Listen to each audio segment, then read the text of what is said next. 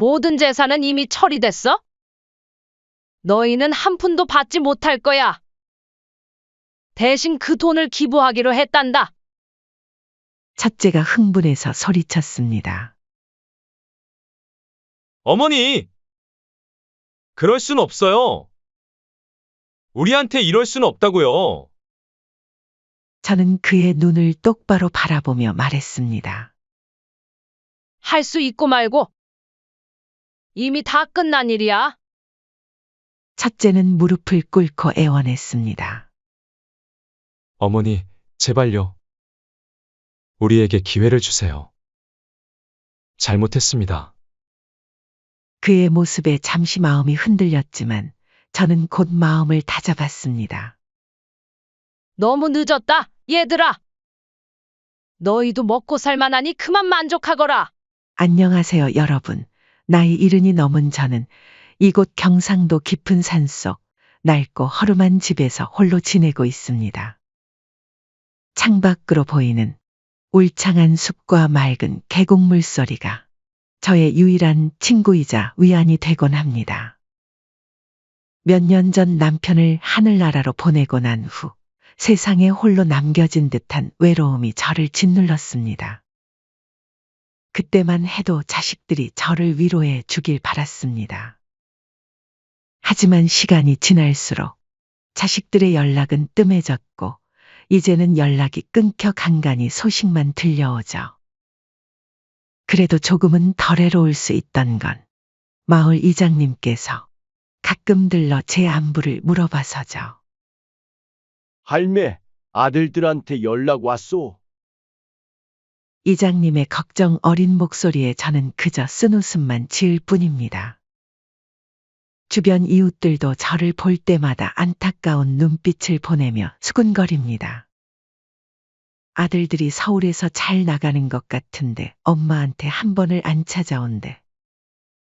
그들의 말에 가슴이 아프지만 저는 담담한 표정을 지으려 노력합니다. 하지만 사람들은 모릅니다. 제 마음 깊숙이 묻어둔 커다란 비밀을.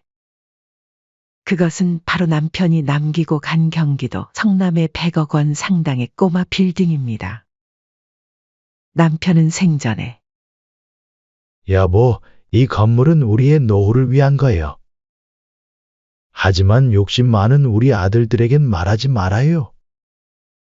자식들이 스스로의 힘으로 성공하길 바라오. 라고 말씀하셨습니다. 저는 남편의 뜻을 따라 이 사실을 아무에게도 알리지 않았습니다. 심지어 저의 피와 살을 나눈 아들들조차 모르고 있습니다. 봄, 여름, 가을, 겨울. 계절이 바뀌어도 저희 일상은 변함이 없었습니다. 아침에 일어나 마당에 채소밭을 돌보고 집 앞 계곡에서 빨래를 하고 저녁이면 텔레비전 앞에 앉아 드라마를 보는 것이 전부였습니다. 가끔 몸이 아플 때면 혼자서 버스를 타고 읍내 병원에 다녀오곤 했습니다. 그럴 때마다 자식들 생각에 눈물이 났지만 저는 제 안에 있는 자식들에 대한 서운함을 꾹꾹 눌러 담았습니다. 그러던 어느 날 갑작스럽게 첫째 아들 부부가 찾아왔습니다. 몇 년 만에 보는 아들의 얼굴에 반가움보다는 의아함이 앞섰습니다. 첫째는 항상 야망에 차 있던 아이로 대학 시절부터 사업 성공을 꿈꾸며 가족보다는 자신의 미래만을 줬던 아이였습니다. 어머니, 너무 오랜만입니다. 사업이 바빠서 자주 찾아뵙지 못했네요. 첫째의 목소리에는 미안함보다는 형식적인 공손함이 묻어 있었습니다. 그의 옆에 선 며느리는 겉으로는 환한 미소를 지었지만 그녀의 눈빛에서 저는 무언가 다른 의도를 읽을 수 있었습니다. 어머님, 정말 보고 싶었어요. 앞으로는 자주 찾아뵙겠습니다. 며느리의 말에 저는 그저 고개를 끄덕일 뿐이었습니다. 첫째 내외가 갑자기 찾아온 이유가 궁금했지만 저는 침착하게 그들의 다음 행동을 지켜보기로 했습니다. 첫째 부부가 방문한 지 얼마 지나지 않아 이번에는 둘째 아들 부부가 찾아왔습니다. 이놈들이 웬일인가 싶었죠. 둘째는 형보다는 조금 더 소극적인 성격이었지만 이번에는 뭔가 다른 모습이었습니다. 그의 눈빛에는 의심과 경계심이 서려 있었습니다.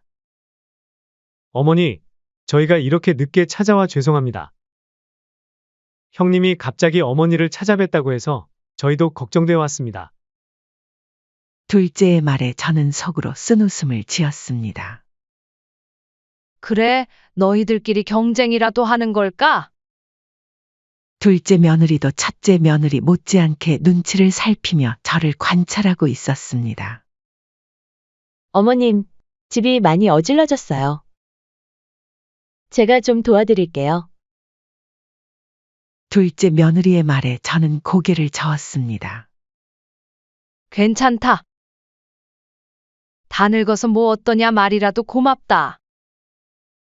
그날 밤 자식들이 모두 돌아가고 난 후 저는 오래간만에 남편과 찍은 사진을 꺼내 보았습니다. 사진 속 남편의 미소를 보며 저는 중얼거렸습니다. 여보, 당신 말이 맞았어요.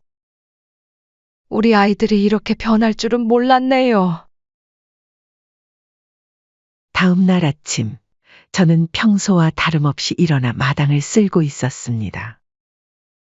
그때 갑자기 마을 이장님이 급하게 찾아오셨습니다. 할매, 이제 여기 떠나려고? 섭섭하네요. 이장님의 말에 저는 무슨 일인가 해서 들어봤죠. 아니, 글쎄 이 집 내놓았다고 부동산에 소문이 쫙 퍼졌던데. 아니요, 제가 내놓은 건 아닌데 어째서 그런 소문이 났죠? 이 순간 저는 저희 첫째 아들이 제 집을 내놓았다는 것을 직감했습니다. 왜냐하면 예전부터 첫째는 돈 욕심이 많아 얼마 되지 않은 제 집마저 탐을 냈었거든요. 며칠이 지나고 첫째 아들이 다시 찾아왔습니다. 이번에는 혼자였습니다. 아들의 얼굴에는 뭔가를 숨기려는 듯한 표정이 역력했습니다. 어머니, 제가 오늘은 중요한 얘기가 있어서 왔습니다. 저는 묵묵히 그를 바라보았습니다. 첫째는 잠시 머뭇거리다가 입을 열었습니다.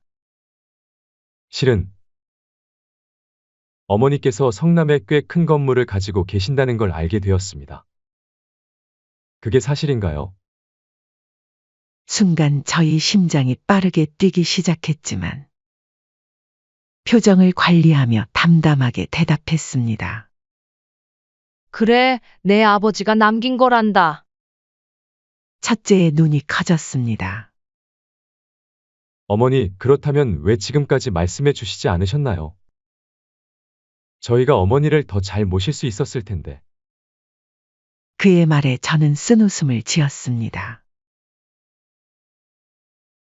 내가 건물을 가지고 있으면 더 잘 모시고 아니면 연락도 없는 거냐?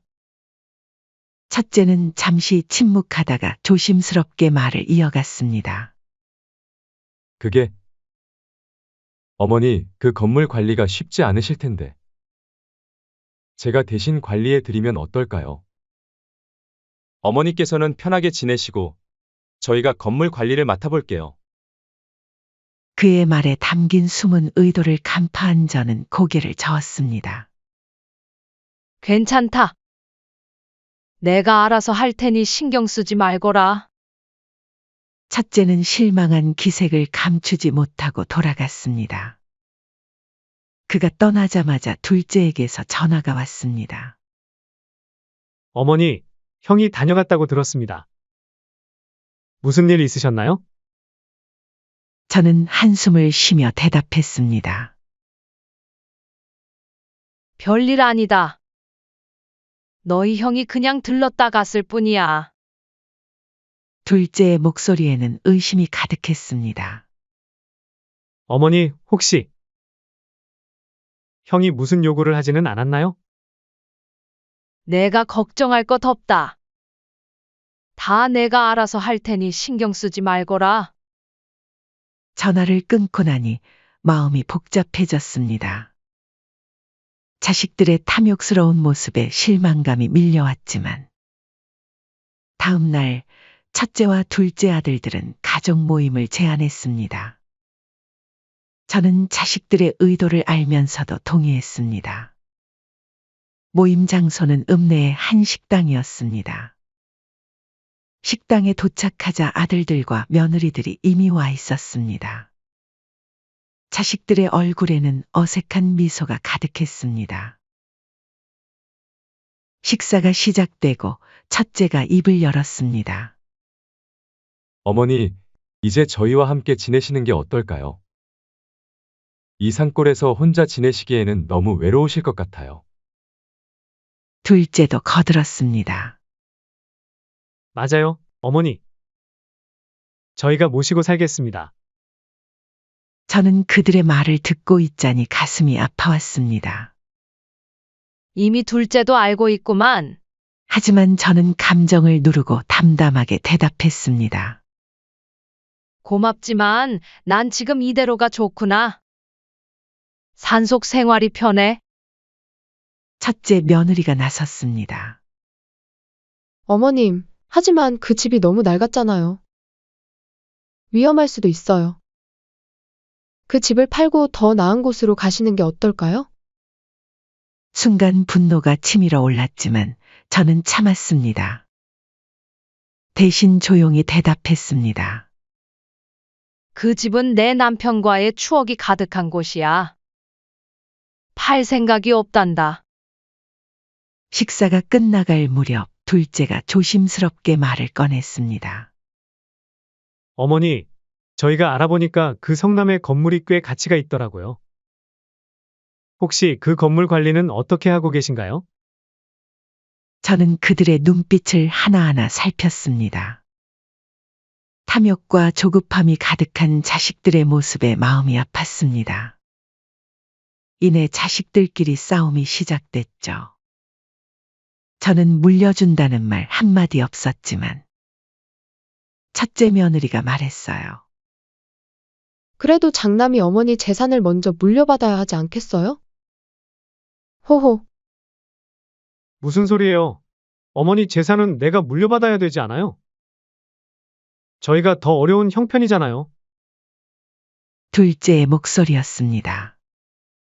무슨 소리야? 내가 왜? 내가 장남인데 당연히 내가 받아야지. 첫째가 언성을 높였습니다. 저는 그 자리에 얼어붙은 채 그들의 대화를 듣고 있었습니다. 장남이 뭐, 형은 나 챙겨준 적 있어? 난 아직 빚도 있어서 힘들다고. 둘째의 목소리가 떨렸습니다. 웃긴 애네. 너가 빚이 있는 건 너가 똑바로 안 살아서 그렇지 그거를 내 탓을 하냐? 어머니 재산은 원래 장남 몫이야. 첫째의 목소리에는 분노가 가득했습니다. 아니야, 형! 어머니도 분명 내 형편을 더 걱정하실 거야. 그러니까 내가 물려받아야 해. 꿈도 꾸지 마. 내가 어머니를 모실 거니까 당연히 재산도 내가 관리해야 돼. 그러다 자식들의 싸움의 화살이 곧 저에게 돌려졌죠. 그러고 보니 왜 그동안 재산에 대해 말씀 안 하신 거예요? 우리가 아들이 아닙니까? 우리가 이렇게 싸우는 게 어머니 때문이에요. 저는 그의 돌변한 태도에 놀라 말을 잇지 못했습니다. 둘째도 가세했습니다. 맞아요, 어머니. 우리한테 숨기고 혼자만 알고 계셨다니? 우리를 믿지 않으시는 거예요? 얘들아, 그게 아니라 제가 해명하려 했지만 그들은 제 말을 자르고 계속해서 따져 물었습니다. 첫째가 씩씩거리며 말했습니다.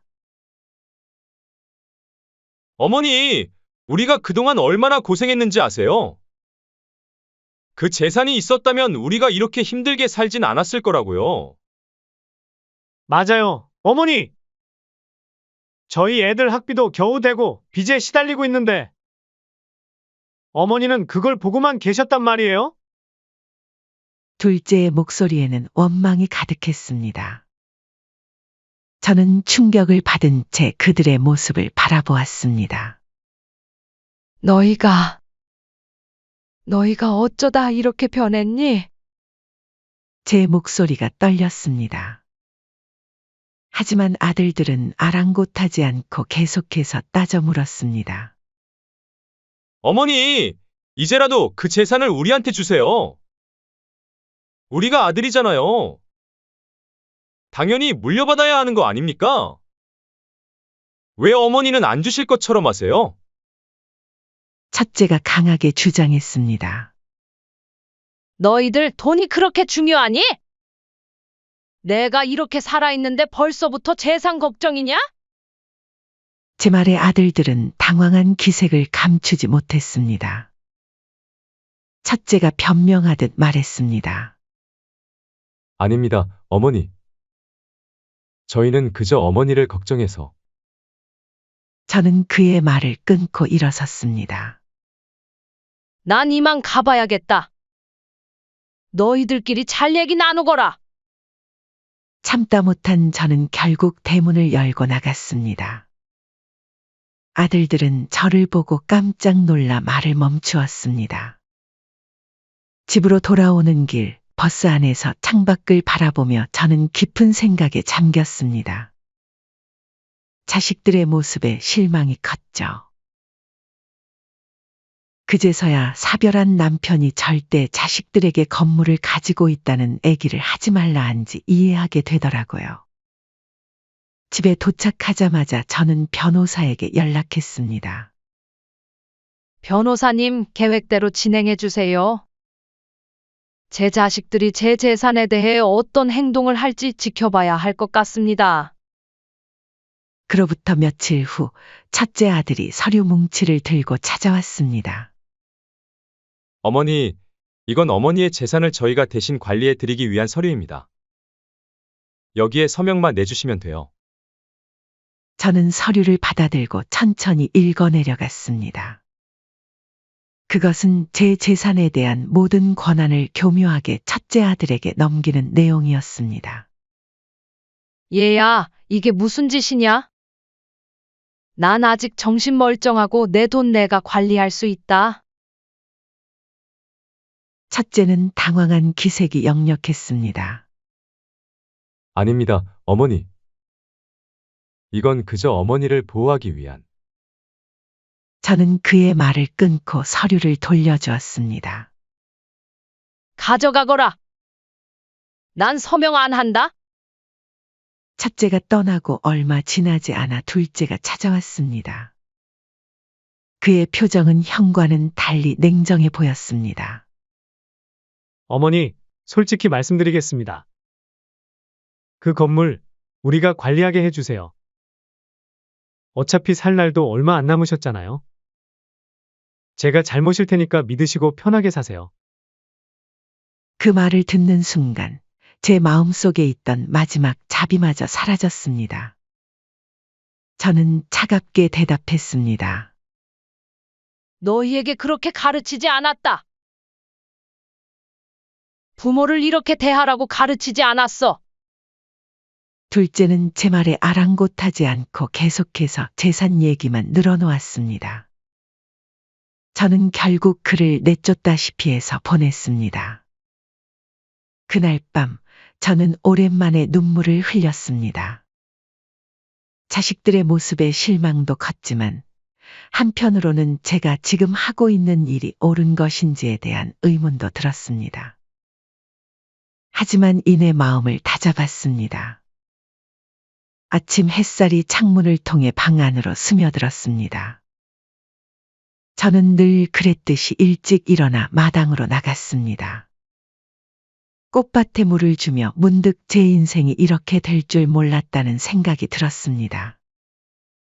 가슴 한편이 먹먹해졌지만 이내 마음을 다잡았습니다. 그때 멀리서 차 소리가 들렸습니다. 첫째 아들의 차였습니다. 제 심장이 빠르게 뛰기 시작했습니다. 또 무슨 일일까? 불안감과 분노가 동시에 밀려왔지만 저는 평온한 표정을 유지하려 노력했습니다. 어머니, 안녕하세요. 첫째가 공손하게 인사했지만 그의 눈빛은 차가웠습니다. 그래, 이번엔 또 무슨 일이더냐? 저는 담담하게 대답했습니다. 첫째는 포기를 못했는지 주머니에서 서류 봉투를 꺼냈습니다. 어머니, 저도 이제 생전에 어머니 건물 가져가겠다는 말 안 할게요. 대신 어머니 돌아가시고 나면 저한테 증여하겠다는 서류니까 여기에 서명만 해주시면 됩니다. 전에 가져왔던 서류랑은 다른 거니까 천천히 읽어보세요. 순간 분노가 치밀어 올랐습니다. 제 아들이 내 배갈라 나온 아이가 이렇게까지 하다니. 하지만 저는 감정을 누르고 차분히 대답했습니다. 내가 그렇게 돈이 급하니? 내가 널 그렇게 키웠냐? 첫째의 얼굴이 굳어졌습니다. 어머니, 이건 어머니를 위한 겁니다. 나이도 있어 사기를 당하시거나 잘못된 결정을 하실 수 있잖아요. 그 말에 저는 웃음을 참을 수 없었습니다. 사기를 당한다고? 내가 지금 당하고 있는 게 바로 그 사기 아니겠니? 첫째는 당황한 기색이 역력했습니다. 그는 잠시 망설이다가 말을 이었습니다. 어머니, 제발 이해해 주세요. 우리 가족의 미래를 위해서입니다. 가족? 제 목소리가 떨렸습니다. 넌 지금 가족이라는 말을 할 자격이 있다고 생각하니? 첫째는 말문이 막힌 듯 했습니다. 그때 둘째 아들이 들어왔습니다. 그의 얼굴에는 걱정과 조급함이 뒤섞여 있었습니다. 어머니, 형, 무슨 일이에요? 둘째가 긴장된 목소리로 물었습니다. 저는 깊은 한숨을 내쉬었습니다. 너희 둘 다 앉아라. 할 말이 있다.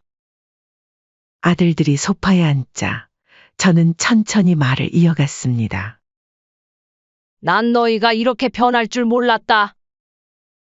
내 재산이 그렇게 중요하니?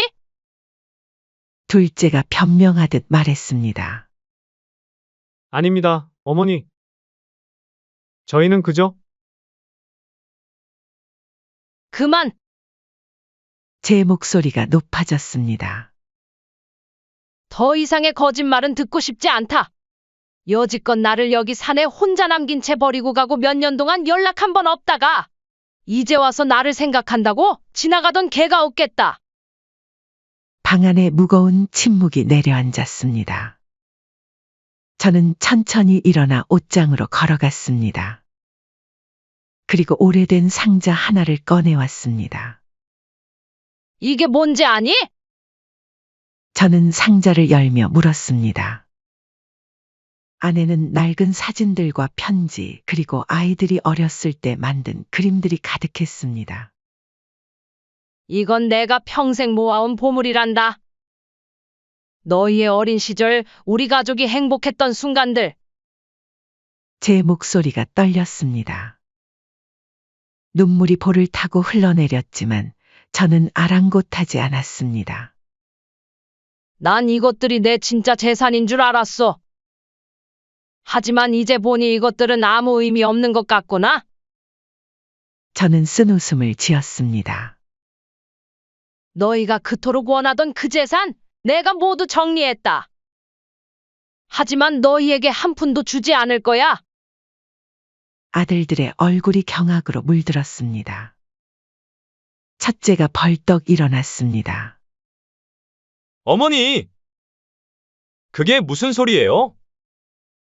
그럴 순 없어요. 왜 못하겠니? 제 목소리가 차가워졌습니다. 그 돈은 원래 너희 것이 아니었어. 내 돈이고 내가 어떻게 쓰든 자유야. 둘째도 일어섰습니다. 어머니, 제발 다시 한번 생각해 보세요. 우리 가족을 위해서라도. 가족? 제 목소리에 비웃음이 섞였습니다. 너희가 한 행동들이 가족을 위한 거였니? 심지어 날 정신병원에 강제 입원시키려 했다면서? 아들들의 얼굴이 창백해졌습니다. 그들의 음모가 들통난 것을 깨달은 듯 했습니다. 이제 더 이상 할 말 없지? 저는 천천히 일어났습니다. 모든 재산은 이미 처리됐어? 너희는 한 푼도 받지 못할 거야. 대신 그 돈을 기부하기로 했단다. 첫째가 흥분해서 소리쳤습니다. 어머니! 그럴 순 없어요. 우리한테 이럴 순 없다고요. 저는 그의 눈을 똑바로 바라보며 말했습니다. 할 수 있고 말고. 이미 다 끝난 일이야. 첫째는 무릎을 꿇고 애원했습니다. 어머니, 제발요. 우리에게 기회를 주세요. 잘못했습니다. 그의 모습에 잠시 마음이 흔들렸지만 저는 곧 마음을 다잡았습니다. 너무 늦었다, 얘들아. 너희도 먹고 살만하니 그만 만족하거라. 방 안에 무거운 침묵이 내려앉았습니다. 아들들의 얼굴에는 절망과 후회가 가득했습니다. 저는 그들을 바라보며 마지막 말을 남겼습니다. 이제 돌아가거라. 다시는 이 집에 오지 마라. 아들들이 떠난 후 저는 창가에 서서 그들이 떠나는 모습을 지켜봤습니다. 가슴이 찢어지는 듯한 아픔이 몰려왔지만 동시에 이상한 해방감도 느껴졌습니다. 여보, 내가 잘한 걸까요? 저는 하늘을 향해 중얼거렸습니다. 그날 밤 저는 오랜만에 편안한 잠을 잤습니다. 비록 가슴 한켠이 아팠지만 제가 해야 할 일을 마쳤다는 안도감이 밀려왔습니다. 다음 날 아침 저는 일찍 일어나 마당으로 나갔습니다. 그때 멀리서 이장님이 걸어오는 모습이 보였습니다. 할매, 어제 무슨 일 있었소? 아들들이 화나서 떠나는 걸 봤는데. 저는 미소를 지으며 대답했습니다. 괜찮아요, 이장님. 이제 모든 게 끝났어요. 새로운 시작을 할 때가 됐죠. 이장님은 걱정스러운 눈빛으로 저를 바라보았지만 더 이상 묻지 않았습니다. 그렇소? 뭐, 할매가 그렇게 말씀하시니 그런가 보죠. 건강히 지내시오.